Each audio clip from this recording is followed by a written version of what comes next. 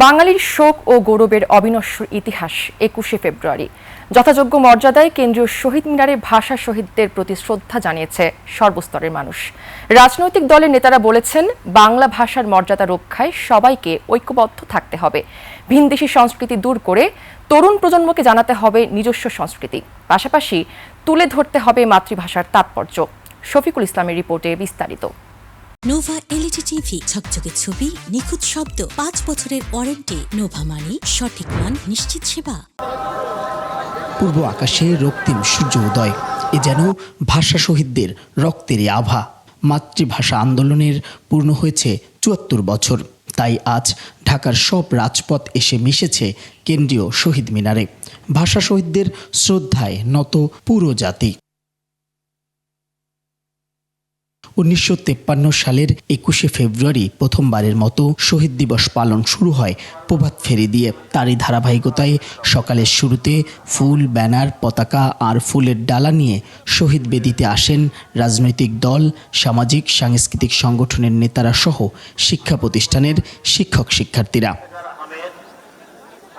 পলাশ আর শিমুল ফোটা ফাগুনে কোকিল ডাকা ভরে দেশের বীর সন্তানদের শ্রদ্ধা ভরে স্মরণ করতে এসে রাজনৈতিক দলের নেতারা বলেন, বিগত দিনে বাংলা সংস্কৃতিকে দলীয়করণ করা হয়েছে। তরুণ প্রজন্মকে জানাতে হবে সঠিক ইতিহাস।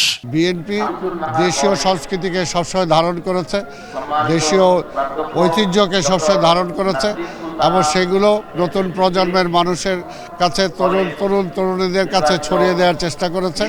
বাংলা ভাষাটাকে আসলে এখন খুব বেশি প্রাধান্য দেওয়া হয় না, তো এই ভাষা হিসেবে বাংলা ভাষাকে প্রাধান্য দিতে হবে। বাংলাদেশ সড়ক ও সেতু মন্ত্রণালয়, রেলপথ এবং নৌ পরিবহন মন্ত্রণালয়ের প্রতিমন্ত্রী হাবিবুর রশিদ হাবিব বলেন, বাংলা ভাষাকে জাতীয় পর্যায়ে বাস্তবায়নে পদক্ষেপ নেবে বিএনপি সরকার।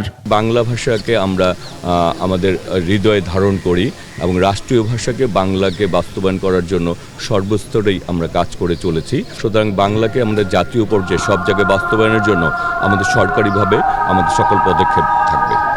মুক্তিযুদ্ধ বিষয়ক মন্ত্রণালয়ের প্রতিমন্ত্রী ইশরাক হোসেন বলেন, বিগত দিনে বাংলাদেশে ভিনদেশি সংস্কৃতির অনুপ্রবেশ ঘটেছে। যে বিগত 17 বছরে বাংলাদেশে একটা ভিনদেশি অর্থাৎ পার্শ্ববর্তী রাষ্ট্রের সংস্কৃতি প্রবেশ করিয়ে দেওয়ানো হয়েছিল, তাদের ভাষা এবং তাদের অপসংস্কৃতির প্রবেশ করিয়ে দেওয়া হয়েছিল। আমরা শিক্ষা কারিকুলামকে চাই, বাংলাদেশের জনগণ চায় এমনভাবে পরিবর্তন করা হোক যেখানে আমাদের শিক্ষা এবং সংস্কৃতি আমরা ধরে রাখবো, ঐতিহ্য ধরে রাখবো। শহীদ মিনারে আসা মানুষের প্রত্যাশা, মহান শহীদ দিবস ও আন্তর্জাতিক মাতৃভাষা দিবস বাঙালির জীবনে হয়ে থাকবে শোক আর অহংকারের প্রতীক। প্রতিবার শহীদ বেদি পরিপূর্ণ হবে শ্রদ্ধা, ভালোবাসা আর মমতার ফুলে।